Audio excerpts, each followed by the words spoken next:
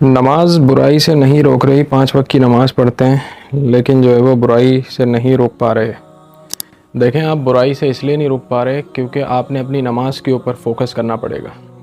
ठीक है, आप अपनी नमाज़ को चेक करें। अगर नमाज आपकी ज़िंदगी में कोई इम्पैक्ट नहीं ला रही, आपको गुनाहों से रोक नहीं रही, अगर आपको बुराइयों से रोक नहीं रही है ना, तो इसका मतलब आप भी नमाज के दौरान जो है ना वो अपनी दुकान का हिसाब कर रहे होते हैं, या अपनी घर पे जो है वो किचन में बनाने वाली जो है वो डिशेज़ है ना, उसका जो है वो आप सेटिंग कर रहे होते हैं, या घर पे किए करने वाले काम आप सारे नमाज के दौरान कर रहे होते हैं। आपने सबसे पहले ये देखना पड़ेगा कि नमाज के दौरान आप जिन आयात को पढ़ रहे हैं, जिन दुआओं को पढ़ रहे हैं, क्या उसके ऊपर आपका फ़ोकस भी है, उसका आपको मतलब भी समझ आ रहा है।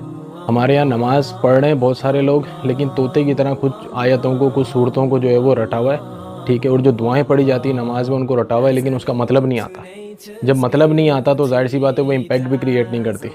तो सबसे पहले तो आपने तर्जुमा आना चाहिए, जो चीज़ आप पढ़ रहे हैं वो आपको पता होनी चाहिए। दूसरी बात, उसके ऊपर फोकस होना चाहिए। दुनिया, जब आप नमाज के लिए खड़े हो रहे हैं ना, आपको पता होना चाहिए आप किसके सामने खड़े हैं, और आपको दुनिया से जो है वो कुछ देर के लिए आइसोलेट होना पड़ेगा। आपका ध्यान जो है, आपका फोकस जो है वो नमाज के ऊपर होना चाहिए। जब वो नमाज के ऊपर फोकस आ जाएगा ना, ठीक है, तो फिर अगली नमाज का इंतज़ार भी आएगा इंशाल्लाह। ठीक है, अगली नमाज तक जो है वो बेचैनी भी होगी कि जल्दी से अगली नमाज का टाइम आ जाए, और नमाज जो है वो आपकी बुराइयों से आपको रोकेगी भी, वरना ऐसी नमाज जो है वो नामुकम्मल ही समझी जाएगी।